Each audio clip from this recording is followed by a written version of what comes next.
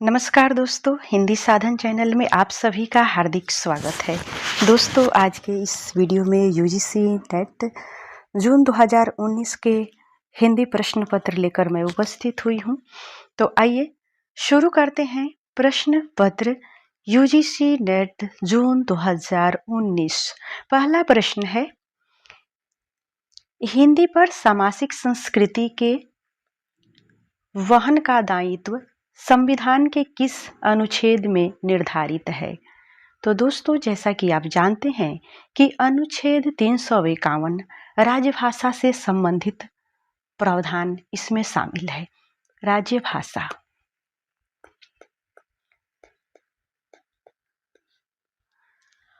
इस अनुच्छेद के अनुसार केंद्र सरकार का कर्तव्य है कि वह हिंदी भाषा के प्रसार और विकास को बढ़ावा दे और इसमें अन्य भारतीय भाषाओं और लिपियों के तत्वों को वो आत्मसात करके हिंदी को समृद्ध बनाने का उसमें निर्देश भी शामिल है, जो एक सामासिक संस्कृति को बढ़ावा देता है। तो इस प्रकार से अनुच्छेद 351 सही उत्तर हो जाएगा। प्रश्न अगला है, निम्नलिखित में से कौन सी बोली राजस्थान की नहीं है? तो दोस्तों, राजस्थान की बोली मेवाती, मारवाड़ी, मेवाड़ी, ये तीनों राजस्थान की बोली है। लेकिन प्रश्न आपसे पूछा जा रहा है कि इसमें कौन सी नहीं है? तो मंडियाली, यह राजस्थान की बोली नहीं है। सही उत्तर ऑप्शन बी हो जाएगा। तो मंडियाली, जिसको मंडेली भाषा भी कहते हैं, यह कहाँ की भाषा है? तो ये हिमाचल प्रदेश की भाषा है। हिमाचल प्रदेश,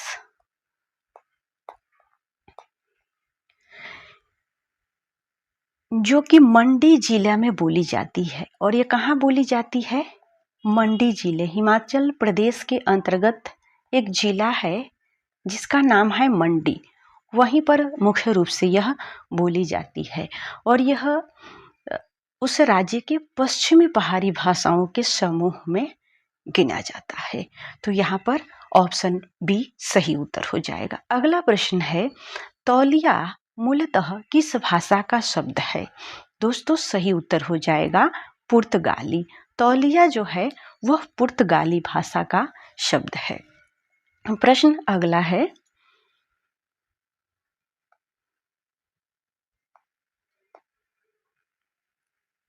प्रश्न नंबर 4, निम्नलिखित में से कौन सी भाषा संविधान की 8वीं अनुसूची में है? ऑप्शन है नेपाली, कंगारी, राजस्थानी, गोंडवी। तो सही उत्तर हो जाएगा ऑप्शन ए, नेपाली। प्रश्न अगला है,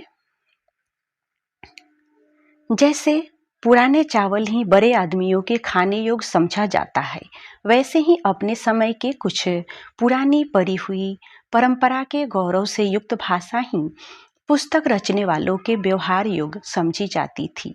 रामचंद्र शुक्ल का उपयुक्त कथन हिंदी साहित्य का इतिहास के आदिकाल के किस प्रकरण में है? तो यहाँ पर आचार्य रामचंद्र शुक्ल के हिंदी साहित्य के इतिहास पुस्तक से प्रश्न पूछा जा रहा है और इससे प्रकरण के बारे में पूछा जा रहा है कि किस प्रकरण में यह है। तो दोस्तों, प्रकरण 4 में, प्रकरण 4 में क्या है कि जैसे पुराने चावल ही बड़े आदमियों के खाने योग्य समझा जाता है, वैसे ही अपने समय की कुछ पुरानी पड़ी हुई परंपरा के गौरव से युक्त भाषा ही पुस्तक रचने वालों के व्यवहार योग्य समझी जाती है। आइए छठा प्रश्न को देखते हैं। छठा प्रश्न है, अपभ्रंश के जो नमूने हमें पोथी में मिलते हैं वे उस काव्य भाषा के हैं जो अपने पुरानेपन के कारण बोलने की भाषा से कुछ बहुत अलग दिनों तक आदिकाल के अंत तथा उसके कुछ पीछे क्या तक पोथियों में चली रही। उपयुक्त कथन किसका है? तो ये उपयुक्त जो कथन है, यह कथन किसका है? ऑप्शन है राहुल शंकरत्यायन, रामचंद्र शुक्ल, हजारी प्रसाद द्विवेदी और नामवर सिंह। सही उत्तर हो जाएगा आचार्य रामचंद्र शुक्ल। प्रश्न अगला है, सखी पिया को जो मैं ना देखूं तो कैसे काटूं अंधेरी रतिया। उपरोक्त काव्य पंक्तियाँ किस कवि की है? तो ये जो काव्य पंक्तियाँ हैं वो किस कवि की हैं? क्या ये विद्यापति की है, नरपति नाथ की है, अमीर खुसरो की है या भट्ट केदार की है? तो दोस्तों सही उत्तर हो जाएगा ऑप्शन सी, अमीर खुसरो। ये पंक्ति है अमीर खुसरो की। बढ़ते हैं आगे। अगला प्रश्न है दोस्तों, माई न होते बाप न होते, कर्म न होता काया, हम नहीं होते तुम नहीं होते, कौन कहाते आया, चंद न होता सूर न होता, पानी पवन मिलाया, शास्त्र न होता वेद न होता, कर्म कहाते आया। उपरोक्त काव्य पंक्तियाँ किस कवि की है? ऑप्शन है कबीर, नामदेव, रैदास, मलुकदास। दोस्तों सही उत्तर हो जाएगा ऑप्शन बी, नामदेव। प्रश्न अगला है, तुलसी की विलक्षण प्रतिभा इस बात में है कि उन्होंने भक्त और रचनाकार की भूमिकाओं का एक साथ सफल निर्वाह किया। भक्त मूलतः दैवी शक्ति के किसी स्वरूप में आस्था रखता है, जबकि रचनाकार अपनी आस्तिकता नास्तिकता के बाद एक मूलतः ऐहिक या कि धर्मनिरपेक्ष कर्म में प्रवृत्त होता है। तुलसीदास के विषय में उपरोक्त कथन किस साहित्यकार का है? तो यह कथन क्या रामस्वरूप चतुर्वेदी का है, रमाशंकर शुक्ल रसाल का है, गणपति चंद्र गुप्त का है या हजारी प्रसाद द्विवेदी जी का है? तो दोस्तों सही उत्तर हो जाएगा रामस्वरूप चतुर्वेदी, ऑप्शन पहला सही हो जाएगा। प्रश्न अगला है, निम्नलिखित में से कौन सा कवि कृष्ण भक्ति धारा के कवियों में शामिल नहीं है? ऑप्शन है नाभादास, नंददास, हरिदास, ध्रुवदास। सही उत्तर हो जाएगा नाभादास, ऑप्शन पहला सही हो जाएगा। अगला प्रश्न है, ये हिंदी के प्रधान आचार्यों में माने जाते हैं और इनका भाषा भूषण अलंकार ग्रंथ एक बहुत ही प्रचलित पाठ्य ग्रंथ है। आचार्य रामचंद्र शुक्ल ने उपरोक्त बात किस रीतिकालीन कवि के विषय में कही है? क्या वे मोतीराम के विषय में कहे हैं, देव के विषय में कहे हैं, महाराज यशवंत सिंह के विषय में कहे हैं या पद्माकर के विषय में कहे हैं? तो आचार्य रामचंद्र शुक्ल ने ये बात महाराजा यशवंत सिंह के बारे में कहे हैं, ऑप्शन सी सही उत्तर हो जाएगा। बढ़ते हैं अगले प्रश्न की तरफ। प्रश्न अगला है,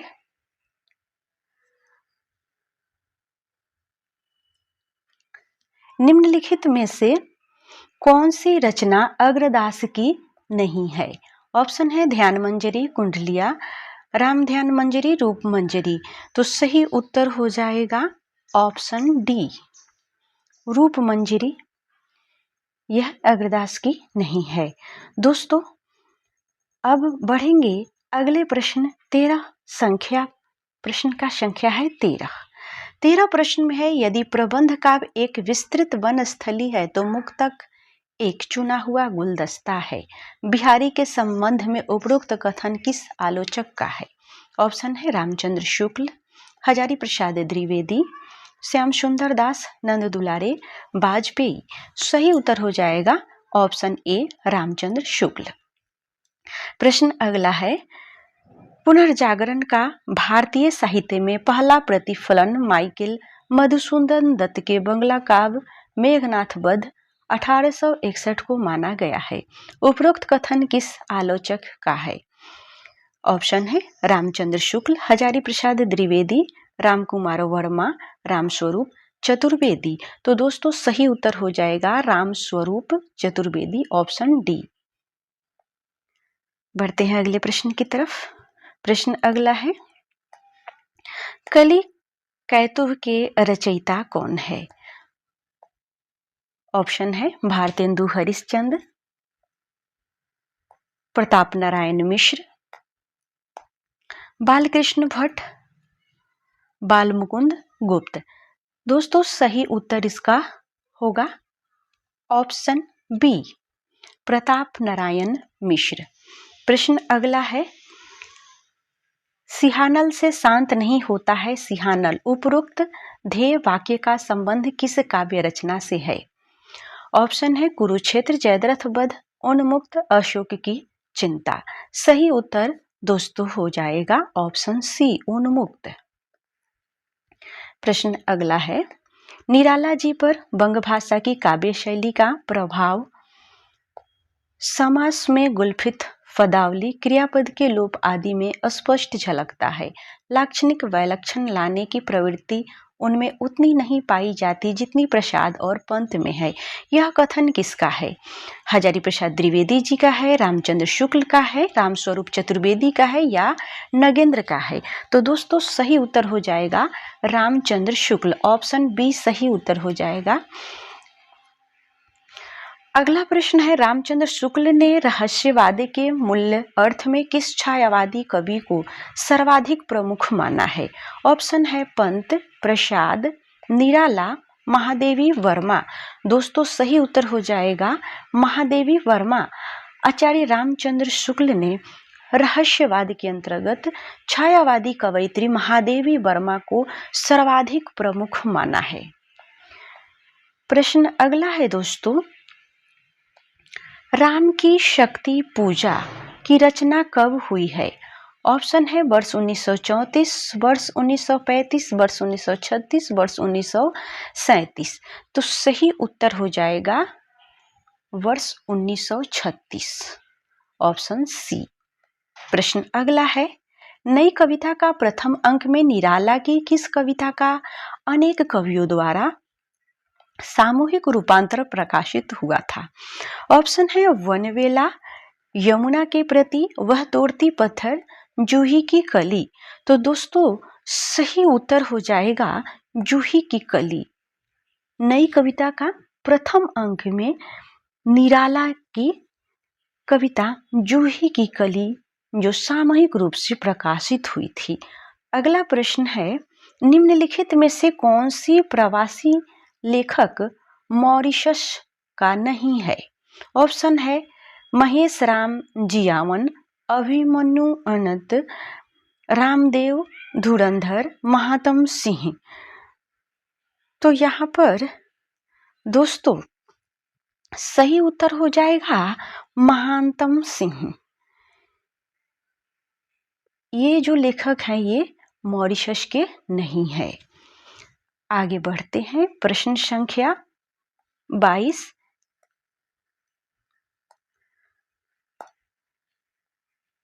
विलक्षण बात यह है कि आधुनिक गद्य साहित्य की परंपरा का प्रवर्तन नाटक से हुआ। उपरोक्त कथन किस साहित्यकार का है? तो दोस्तों यह उपरोक्त कथन है किसका है? आचार्य हजारी प्रसाद द्विवेदी जी का है, रामचंद्र शुक्ल का है, बच्चन सिंह का है या रामस्वरूप चतुर्वेदी का है? तो यह प्रश्न किसी और का नहीं बल्कि रामचंद्र शुक्ल का यह पंक्ति है कि विलक्षण बात यह है कि आधुनिक गद्य साहित्य की परंपरा का प्रवर्तन नाटक से हुआ है। प्रश्न अगला है, निम्नलिखित में से किस उपन्यास में राम और काम का द्वंद्व चित्रित हुआ है? दोस्तों पहला ऑप्शन है अमृत और विष, खंजन नयन, मानस का हंस, नच्यो बहुत गोपाल।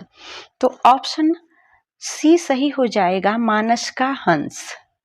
मानस का हंस अमृतलाल लागर के द्वारा रचित उपन्यास है जिसमें और राम और काम का द्वंद्व चित्रित किया गया है। दोस्तों बढ़ते हैं आगे। प्रश्न अगला है, इस अगले प्रश्न से पहले दोस्तों आपसे एक छोटी सी रिक्वेस्ट है कि अगर आपने अभी तक वीडियो को लाइक नहीं किया है तो वीडियो को लाइक जरूर कर दे। चैनल को सब्सक्राइब नहीं किया है चैनल को सब्सक्राइब कर ले। आइए बढ़ते हैं अगले प्रश्न की तरफ। प्रश्न अगला है, निम्नलिखित में से नुक्कड़ नाटक के विषय में क्या सही नहीं है? तो यहाँ पर नुक्कड़ नाटक के विषय में क्या सही नहीं है? ऑप्शन है राजनीतिक प्रतिबद्धता, कला के लिए कला, जीवन के लिए कला, वृक्षक के नाट्य सिद्धांत के निकट। ऑप्शन सही हो जाएगा ऑप्शन बी, दूसरा ऑप्शन, कला के लिए कला। यह नुक्कड़ नाटक के विषय के लिए सही नहीं है।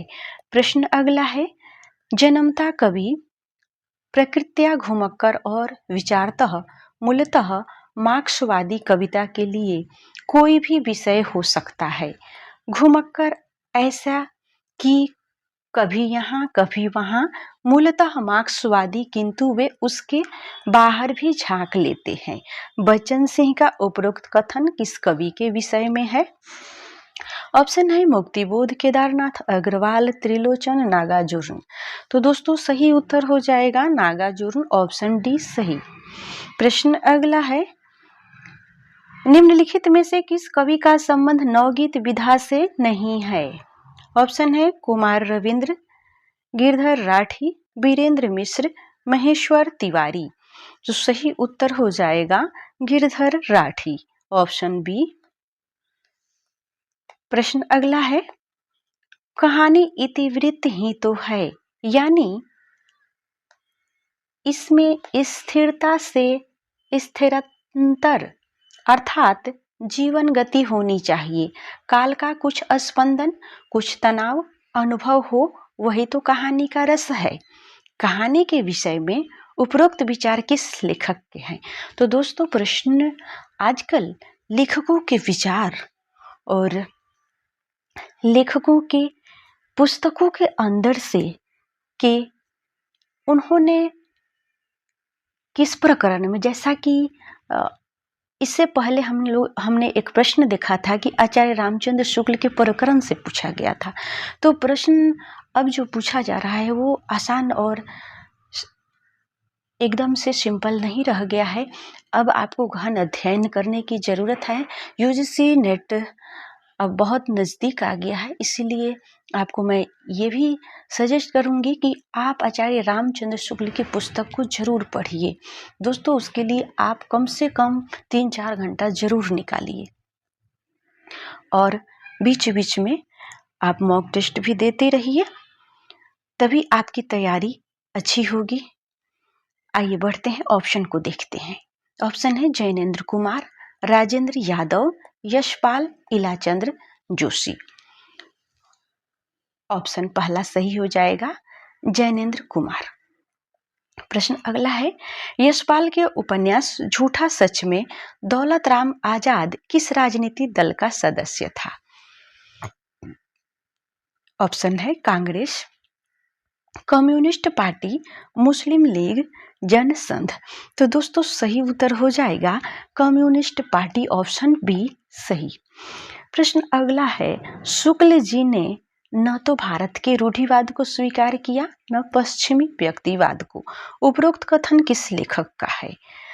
क्या यह कथन नंद दुलारे वाजपेयी का है, रामविलास शर्मा का है, नामवर सिंह का है या नगेंद्र का है? तो दोस्तों यह जो कथन है यह रामविलास शर्मा का है, ऑप्शन बी सही उत्तर हो जाएगा। दोस्तों अगला प्रश्न देखने से पहले आपको ये बता दूं कि आपको हमारे चैनल पर UGC net previous year question के प्रैक्टिस सेट आपको देखने को मिलेगा। आप वहां जाकर जरूर उन सारे वीडियो को देखें और अपनी तैयारी को एकदम मजबूती से धारदार और पैनीदार बनाएं। आइए प्रश्न को देखते हैं। किसी बात का टोटा होने पर उसे पूरा करने की इच्छा होती है, दुख होने पर उसे मिटाना चाहते हैं, यह स्वभाव है। उपरोक्त कथन किस निबंध से उद्धृत है? ऑप्शन है प्रिया नीलकंठी जो कि कुबेरनाथ राय, समाज और कर्तव्य पालन गुलाब राय, कछुआ धर्म चंदन शर्मा गुलेरी, ताज रघुवीर सहाय। तो दोस्तों यहाँ पर आपको बताना है कि किस बात का टोटा। अब यहाँ पर एक छोटा सा पंक्ति ले लिया गया है, किस बात का टोटा होने पर उसे पूरा करने की इच्छा होती है, दुख होने पर उसे मिटाना चाहते हैं, यह स्वभाव है। अब ये पूछा जा रहा है कि यह कथन किस निबंध में है? तो दोस्तों ये जो कथन है ये कछुआ धर्म जो कि चंद्रधर शर्मा गुलेरी का है और इनके इस निबंध में है। अगला प्रश्न है, यही सच है कहानीकार कौन है? यही सच है कहानी के कहानीकार कौन है? क्या कृष्णा शोभती है, उषा प्रियवंदा है, मनु भंडारी या मृदुला गर्ग? तो सही उत्तर हो जाएगा मनु भंडारी। मनु भंडारी यही सच है कहानी की कहानीकार है।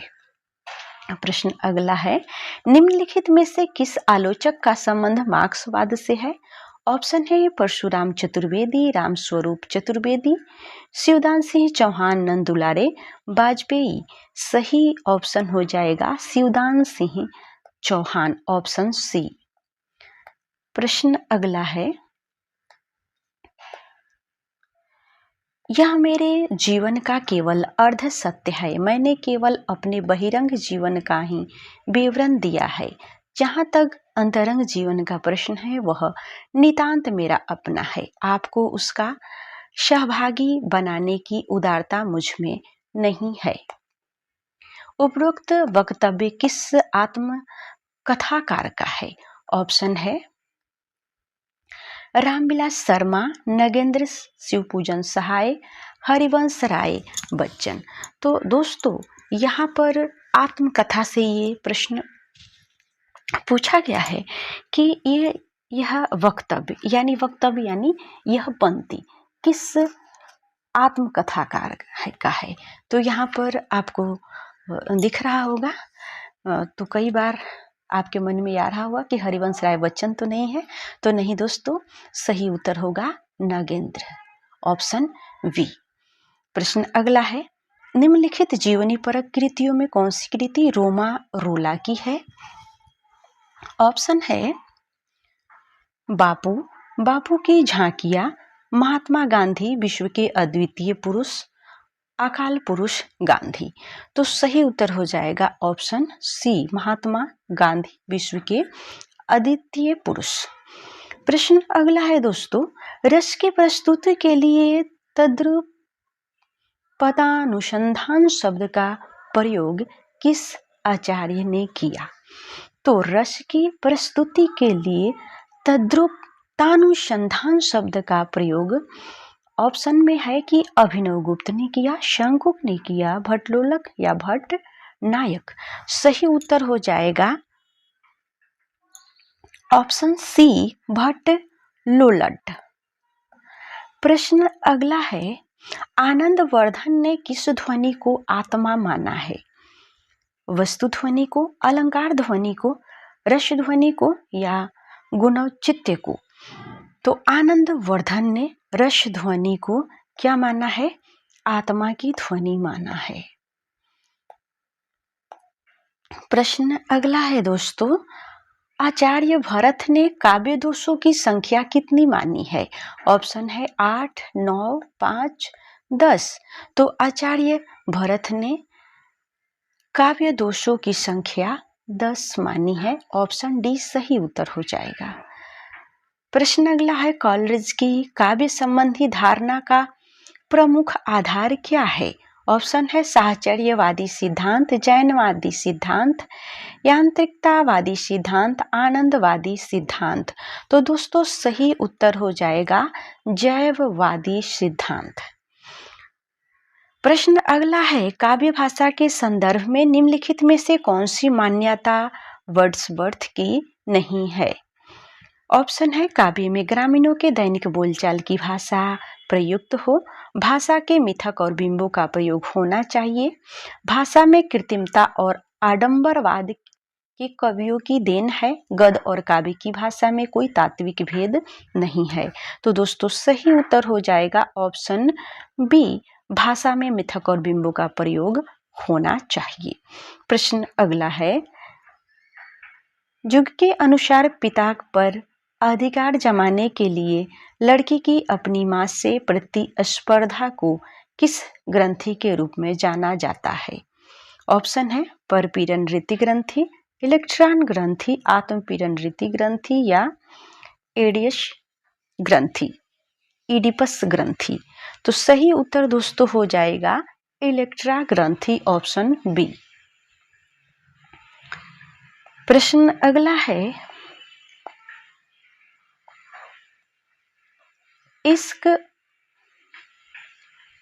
भरा है देख ले और जगत से दूर, एक अचंभा हमने देखा देहरी का नासूर। अमीर खुसरो की उपयुक्त पहेली से क्या अभिप्राय है? ऑप्शन है सन्यासी, कुआं, खंडहर, प्रेमिका, हृदय। तो दोस्तों सही उत्तर हो जाएगा कुआं। प्रश्न अगला है, बाली को सपूत कलिकुल पुरहुत रघुवीर जू को दूत भरी रूप विकराल को। उपरोक्त काव्य पंक्तियां किस रचनाकार की है? ऑप्शन है केशवदास, तुलसीदास, सेनापति, मतीराम। दोस्तों सही उत्तर हो जाएगा सेनापति, ऑप्शन सी। प्रश्न है जीवन मोह चाही को नीको, दरस परस दिन राती करती है, कान पियारे पी को। उपरोक्त पंक्तियों में आचार्य शुक्ल ने किस भाव की अभिव्यक्ति मानी है? ऑप्शन है निर्गुण भक्ति भाव की, शगुन भक्ति भाव की, असूया भाव की, दैहिक श्रृंगार की। तो दोस्तों सही उत्तर हो जाएगा असूया भाव की, ऑप्शन सी। तो दोस्तों असूया भाव के बारे में हम थोड़ा सा आपको जानकारी देना चाहेंगे। असूया भाव हिंदी साहित्य में संचारी भाव है। इसका अर्थ होता है गुणों या सुखों को सहन न कर पाना, जिसमें दोष खोजना, यानी कह सकते हैं कि यह ईर्ष्या या घृणा से उत्पन्न होती भाव है, जिसमें व्यक्ति किसी दूसरे के अच्छे गुण, सफलता या समृद्धि को देखकर दुखी होता है। तो असूया भाव आपने समझ लिया। बढ़ते हैं अगले प्रश्न की तरफ। प्रश्न अगला है दोस्तों,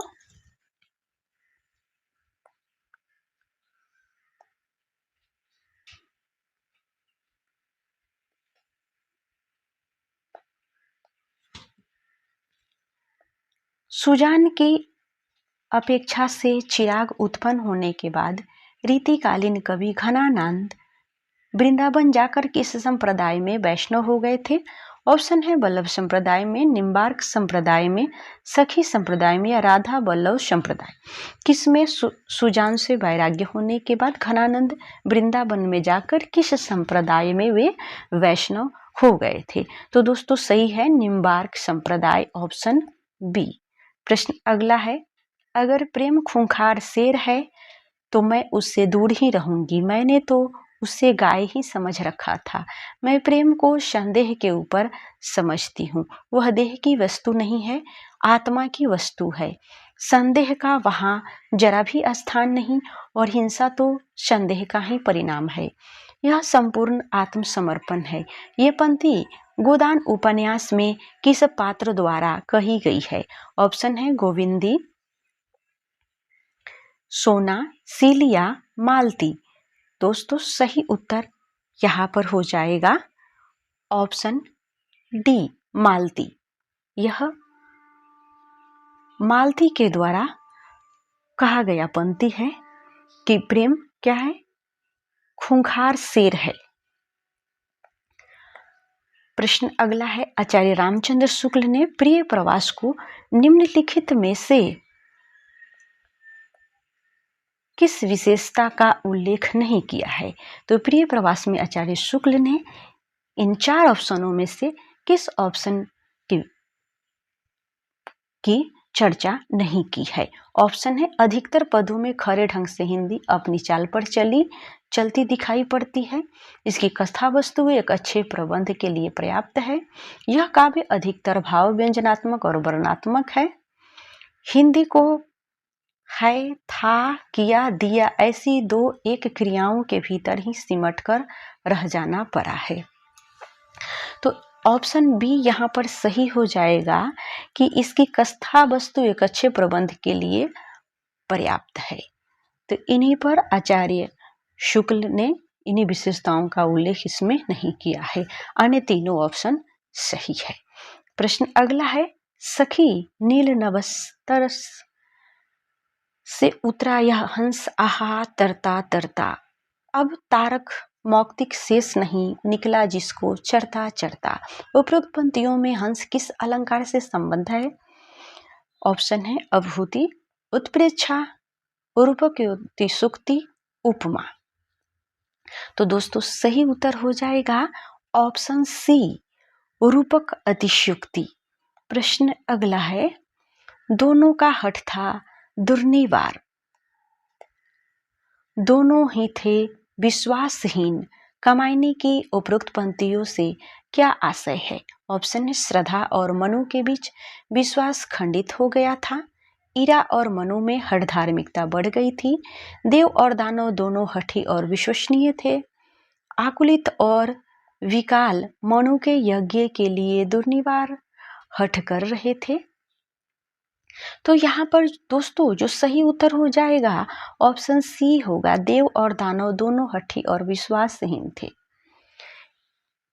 प्रश्न अगला है जो कि महादेवी वर्मा से लिया गया है कि मैनीर भरी दुख की बदरी। महादेवी वर्मा का यह गीत इनके किस काव्य संग्रह में संबंध है? ऑप्शन है निहार, रश्मि, नीरजा या सांध्य गीत। तो दोस्तों सांध्य गीत ऑप्शन डी सही हो जाएगा। महादेवी वर्मा की यह कविता मैनीर भरी दुख की बदरी उनके काव्य संग्रह सांध्य गीत से ली गई है। आइए अब अगले प्रश्न को देखते हैं। प्रश्न अगला है, बैठे हुए सुखद आतप में मृग रोमंथन करते हैं, बन के जीव विवर से बाहर हो विश्रब्ध विचरते हैं। उपरोक्त पंक्तियों में किसका वर्णन है? ऑप्शन है साकेत में, चित्रकूट का, अषाढ़ बीना में, वन प्रांत का, रश्मि रस्थी में, परशुराम आश्रम का, कामायनी में, सारस्वत प्रदेश का। तो दोस्तों सही उत्तर हो जाएगा रश्मि रथी में परशुराम आश्रम का। ऑप्शन सी सही उत्तर हो जाएगा। दोस्तों आज का वीडियो आपको कैसा लगा हमें अपनी सुझाव जरूर बताइएगा। वीडियो देखने के लिए आपको बहुत बहुत धन्यवाद।